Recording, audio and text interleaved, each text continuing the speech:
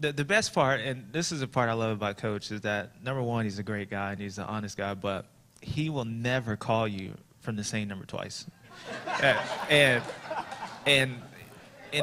I don't like, he calls you from cell phones all the time, but they're not his cell phones. So if you call somebody back, he might get one up in Virginia or something like that. And I think the best part, first of all, I've never seen somebody never call you off his own number. And then second, he won't even email you. It'll have it from the behalf of Joe Gibbs, and it'll have somebody else writing it for you. So it was just comedy, and I think right there, I knew right there, this is a program I needed to be a part, because I'm gonna get a lot of laughs from this whole deal. All right, let's turn it out to some of our friends from the media here who might have a question as well. Anybody? Yeah, Jason Wygan. This is one of the first major motocross teams not based in Southern California. Almost all teams in motocross are. So how the logistics going to work? You live in Florida, Yamaha's in California, the shop is here. How do you guys plan on working on that? Is that for him?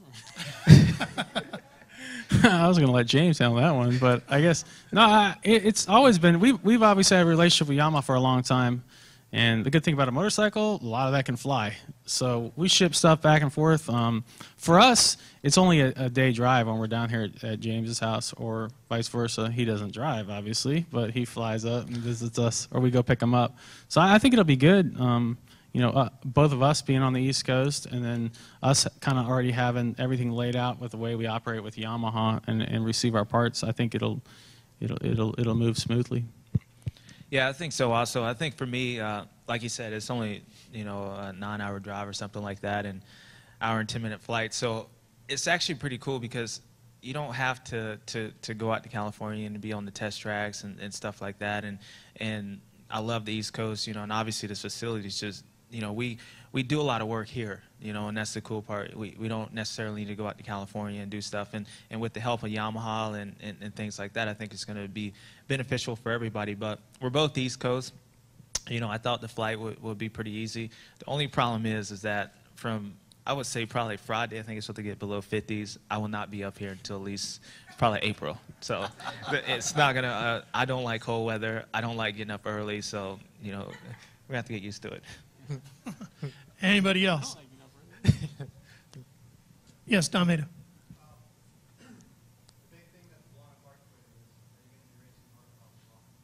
Will you be riding Supercross only, or will you ride Supercross and motocross? No, the plan right now is actually to go motocross racing, both series. And I think it's going to be good. I'm actually looking forward to the challenge. And I felt like last year, with the group of guys out there, I knew we had to be prepared to go racing. And I felt like, we wasn't. I felt like, to go out there and race against both Ryans and Chad, I just felt like we needed to come back here and do work. And unfortunately, obviously, we missed the season. But I think now the fans can see what we've been up to and working, and we'll be out there.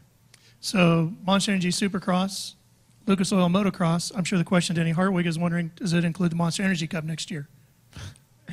It's planning on racing everything next year. I think what Ryan Villapoto did this year was, I think it also sets the standards for racing. I remember, I think in 2005, Ricky did the same thing. So it's one of the things that I've never accomplished, winning everything in one season. And, I think 2012, that's the goal.